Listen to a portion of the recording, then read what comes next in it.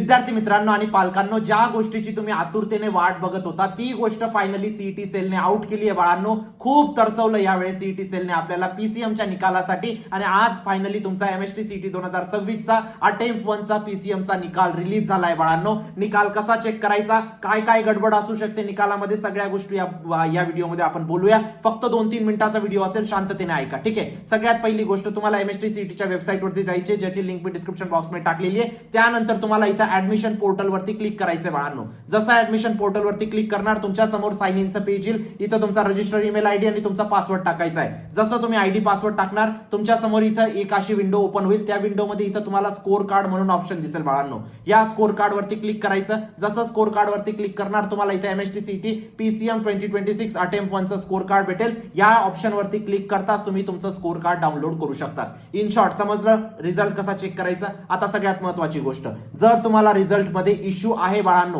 Please मला comment section मध्ये कळवा. जर एखाद्या विद्यार्थ्यासोबत असं काही झालंय की सर माझे 120 मार्क आहेत, फक्त मला 60च पर्सेंटाईल भेटली, किंवा माझे 140 मार्क आहेत, फक्त मला 40च पर्सेंटाईल भेटली, किंवा माझे 80 मार्क आहेत, फक्त मला 32च पर्सेंटाईल भेटली, अशा काही गोष्टी झाल्या असतील, अनफेअरनेस तुम्हाला तुमच्यासोबत झाली असेल, प्लीज कॉमेंट सेक्शन मध्ये सांगा. आपण नक्कीच काही ना काही त्यावरती ऍक्शन घेऊ बाळांनो. प्रत्येक विद्यार्थी कॉमेंट सेक्शन मध्ये त्याचे मार्क्स आणि त्याचे पर्सेंटाईल नक्कीच मेन्शन करेल. आणि सगळ्यात महत्त्वाची अनाउन्समेंट बाळांनो, आता पर्सनल काउन्सिलिंगची बॅच क्लोज होते लवकरात लवकर, काही तासांसाठी सुरू राहील बाळांनो, म्हणून लवकरात लवकर एनरोल करा. लिंक डिस्क्रिप्शन बॉक्समध्ये टाकलेली आहे. जरी तुमचे कमी पर्सेंटाईल आले असतील बाळांनो, तरी एक बेस्ट कॉलेजमध्ये, टॉप टियर कॉलेजमध्ये, सीएस आयटी सारख्या ब्रांचेसमध्ये तुमचं ऍडमिशन होऊ शकतं. या गोष्टीची मी तुम्हाला खात्री देऊ इच्छितो बाळांनो. लास्ट इयरचे तुम्ही रिझल्ट बघू शकता, विद्यार्थ्यांचे खूप कमी पर्सेंटाईल होते, तरी ते आज महाराष्ट्राच्या नंबर 1 कॉलेजेसमध्ये शिकताय. का रे बाळांनो? एकच गोष्ट व्यवस्थित केली, पर्सनल काउन्सिलर कडून व्यवस्थित ऑप्शन फॉर्म बनवला, पर्सनल काउन्सिलर कडून व्यवस्थित कॉलेज लिस्ट बनवली, पर्सनल काउन्सिलर कडून CAP round, spot round, ILS round, प्रत्येक ठिकाणी कॉलेज कसं बुक करायचं, नेक्स्ट राऊंडला कसं जायचं,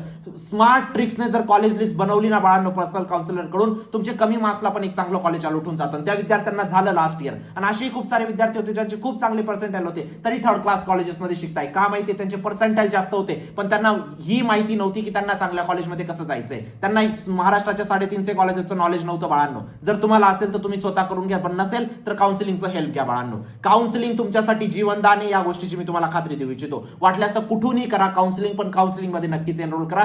एक योग्य काउन्सिलिंगने तुम्ही कमी मार्क्सला पण चांगल्या कॉलेजमध्ये पोहोचू शकता. डॉक्युमेंटेशन पासून तर verification, option form, cap round 1, 2, 3, freeze, float, spot, institute, management, scholarship, सगळ्या गोष्टी याच्यात इन्क्लूड असतात बाळांनो काउन्सिलिंग मध्ये. तुमचं स्कॉलरशिप बद्दलचं बोलायचं झालं तर लास्ट इयर 2 ते 3 लाख रुपये फीज होती विद्यार्थ्यांची. त्यांची फीज आपण 0 केली बाळांनो, फक्त योग्य स्कॉलरशिप त्यांना सांगून.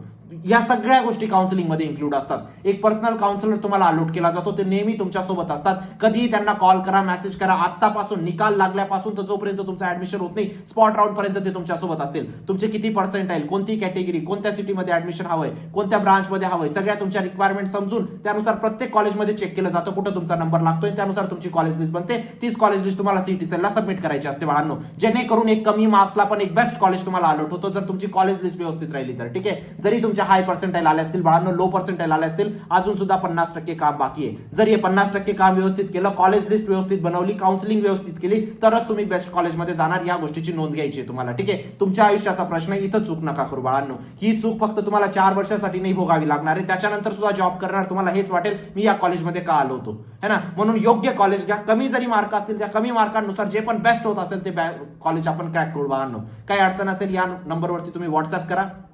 18,000 पेक्षा जास्त विद्यार्थ्यांना आतापर्यंत पर्सनल काउन्सिलिंग प्रोव्हाइड केलेले बाळांनो. नक्कीच पूर्ण टीम तुमच्या बेस्ट ऍडमिशन साठी लावून दिली, या गोष्टीची मी तुम्हाला खात्री देतो. ठीक आहे. असं एकच म्हणणं आहे बाळांनो, कुठूनही काउन्सिलिंग करून घ्या, पण करून घ्या. कारण तुम्हाला सगळ्या प्रोसेस नवीन येतात. आता तुम्हाला काहीच ठाऊक नाही, कोणत्याच गोष्टीची तुम्हाला काही इन्फॉर्मेशन नाही आहे ना, आणि हात पकडून तुम्हाला आता पुढे घेऊन जावं लागणार आहे बाळांनो. नक्कीच एनरोल करा. लिंक डिस्क्रिप्शन बॉक्समध्ये टाकलेली आहे. व्हॉट्सअप ग्रुपला जॉईन करा. कॅप राऊंड रिलेटेड सगळ्या अपडेट व्हॉट्सअप ग्रुपला येणार आहे. चॅनलला सबस्क्राईब करा. भेटूया नंतरच्या व्हिडिओमध्ये. तोपर्यंत बाय, टेक केअर, थँक्यू.